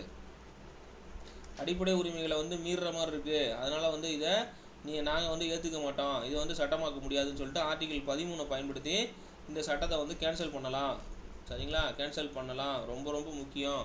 சரிங்களா, நம்ம எக்ஸ்ட்ரீம் பவர்னு பாராளுமன்றம் சொல்கிறோம், பாராளுமன்றத்தை எக்ஸ்ட்ரீம் பவர்னு சொல்கிறோம். பாராளுமன்றத்தில் ஆட்சிப்படக்கூடிய அந்த ஒரு லீடிங் பார்ட்டி இருக்காங்க இல்லையா, அவங்க நினச்சா என்ன வேணால் பண்ணலாம் அப்படின்னு சொல்லிட்டு நம்ம நினைக்கிறோம். ஆனால் அவங்க என்ன சட்டம் இயற்றினாலும் அந்த சட்டம் வந்து அடிப்படை உரிமைகளுக்கு வந்து மீறுற மாதிரி இருந்துச்சுன்னா அது செல்லாது அப்படின்னு சொல்கிற உரிமை உச்சநீதிமன்றத்துக்கு உண்டு. அதனால தான் சொல்கிறோம் உச்சநீதிமன்றத்தை அரசியலமைப்பின் பாதுகாவலன் அப்படின்னு சொல்கிறோம். அடிப்படை உரிமைகளின் பாதுகாவலன், அரசியலமைப்பின் பாதுகாவலன் வந்து நம்ம உச்சநீதிமன்றத்தை சொல்கிறோம். சரிங்களா, ரொம்ப ரொம்ப முக்கியம். இது எல்லாம் இந்த அதிகாரம்லாம் இந்த இடத்துல கொடுத்துருக்குறாங்க. இது ரொம்ப முக்கியம். அதுதான் அந்த இடத்துல எல்லாமே கொடுத்துருப்பாங்க. கொடுத்துருக்காங்க பாருங்கள் வழக்கெல்லாம். சரிங்களா, இது ரொம்ப முக்கியம் கான்செப்ட், முக்கியமான கான்செப்ட் அது. இது செயல்பாடெல்லாம் கொடுத்துருப்பாங்க, நீதித்துறை செயல்பாடெல்லாம் கொடுத்துருப்பாங்க. இது ஒன்றும் இல்லை, அரசியலமைப்புக்கு உட்பட்ட சில ஒழுக்கம் என்னென்ன, சரிங்களா, அதே மாதிரி வந்து நிர்வாக இடைவெளியில் என்ன நிரப்பணும், அடிப்படை உரிமைகளை எப்படி பாதுகாக்கணும், அதில் வந்து வழக்குகள் என்ன சொன்னாங்க, எது பொருந்தும் பொருந்தாது அதெல்லாம் கொடுத்துருக்குறாங்க. ஸோ ஒரு உதாரணத்துக்கு வந்து சபரிமலை வழக்கு இருக்குது. சபரிமலை வழக்கில் வந்து இப்போ வந்து சபரிமலையில் வந்து நம்ம இதை நீங்கள் தப்பாக நினைக்கணும்னா, இது வந்து நிர்வாகம் சட்டமன்றம் வந்து இதில் வந்து நடவடிக்கை எடுக்கலை. இப்போ வந்து கேரளா நிர்வாகம், கேரளாவுக்குன்னு ஒரு பாரம்பரியம் இருக்குது, கேரளாவுக்குன்னு சொல்லிட்டு ஒரு பாரம்பரிய நடைமுறை இருக்குது, சரிங்களா. அந்த பாரம்பரிய நடைமுறை வந்து அந்த காலத்துலேருந்தே அது வந்து நம்ம சாஸ்தா கோயிலுக்கு வந்து நம்ம பெண்கள் போகக்கூடாதுங்கிறது வந்து காலங்காலம் தொட்டால் இருக்கிற ஒரு வழிபாடு நடைமுறை. அந்த நடைமுறையை வந்து அந்த நடைமுறையில் வந்து நாங்கள் வந்து அந்த சாஸ்தா அறக்கட்டையில் வந்து நாங்கள் தலையிட மாட்டோம். அதாவது அந்த சட்டமன்றம், இந்த சட்டமன்றம் கேரளா சட்டமன்றம் வந்து தலையிடாத பொழுது, சரிங்களா, தலையிடாத பொழுது அப்படின்னா பெண்கள் வந்து பாரம்பரியமாக இருக்கிற பெண்கள், கேரள பெண்கள் வந்து அந்த இடத்துக்கு போக விரும்புகிறது கிடையாது, சரிங்களா, விரும்புறது கிடையாது. ஆனாலும் இந்தியாவில் இருக்கக்கூடிய வேறு மாநிலங்களை சார்ந்தவங்க, சரிங்களா, போக விருப்பப்பட்டாங்க அப்படின்னா அதில் நுழையிறதுக்கு அனுமதி வந்து மறுக்கப்பட்டுச்சு, சரிங்களா. அவங்க என்ன பண்ணாங்க அப்படின்னா உச்சநீதிமன்றத்தை நாடிட்டாங்க, சரிங்களா. மத கட்டுப்பாட்டுகளை மீறி பெண்கள் வந்து அந்த கோயிலுக்குள்ளே நுழையிறதுக்கு அனுமதி வந்து உச்சநீதிமன்றம் வழங்குச்சு.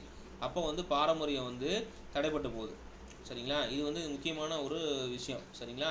என்ன சொல்கிறாங்க அப்படின்னா உச்சநீதிமன்றம் வந்து என்ன பண்ணிட்டாங்க அப்படின்னா, மத கட்டுப்பாட்டுகள் வந்து கட்டுப்பாடுகள் இருந்தாலும் கூட பெண்கள் வந்து கோயிலுக்கு போகிறது அவங்களோட உரிமை, எல்லா கோயிலுக்கும் போய் தான் தீருவாங்க அப்படின்னு சொல்லிட்டு நுழையிறதுக்கு அனுமதி கொடுத்துட்டாங்க, சரிங்களா, அனுமதி கொடுத்துட்டாங்க.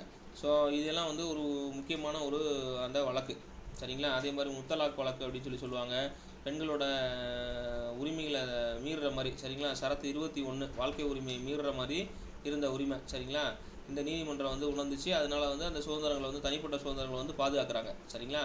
அதே மாதிரி விசில் ப்ளாசஸ்ன்னு ஒன்று உண்டு. அதுவும் வந்து பார்த்திங்கன்னா நிர்வாகத்தோட வெளிப்படைத்தன்மையை அமல்படுத்துறதுக்காக கொண்டு வந்தது தான் அது, சரிங்களா. இதெல்லாம் முக்கியமான விஷயங்கள். முக்கியமான இது வந்து ஜட்ஜ்மெண்ட்டு, இது கேட்கலாம் எக்ஸாமில், கேள்வி கேட்கலாம் பாருங்கள். ஸோ அடுத்து பார்த்திங்க அப்படின்னா இந்த அரசியலமைப்பு விதிகள் உச்சநீதிமன்றத்தை பொறுத்த வரைக்கும் பகுதி 5 அத்தியாயம் வந்து 4 சரத்து 124லேருந்து 147 வரைக்கும். உயர்நீதிமன்றத்தை பொறுத்த வரைக்கும் சரத்து வந்து பகுதி வந்து 6 அத்தியாயம் 5 சரத்து 214லேருந்து 231 வரைக்கும். இதெல்லாம் ஏதாவது கொஸ்டின் கேட்கலாம், சரிங்களா. கீழமை நீதிமன்றங்கள் வந்து அதே வந்து பகுதி 6 அத்தியாயம் 6 சரத்து 233லேருந்து 237 வரைக்கும். இது கேட்கலாம், இது கொடுத்து வந்து உச்சநீதிமன்றம் எந்த பகுதியில் இருக்குது, எந்த அத்தியாயத்தில் இருக்குது அப்படின்லாம் கேட்கலாம், ஓகேங்களா. ஸோ இது வரைக்கும் புரியுதுங்களா?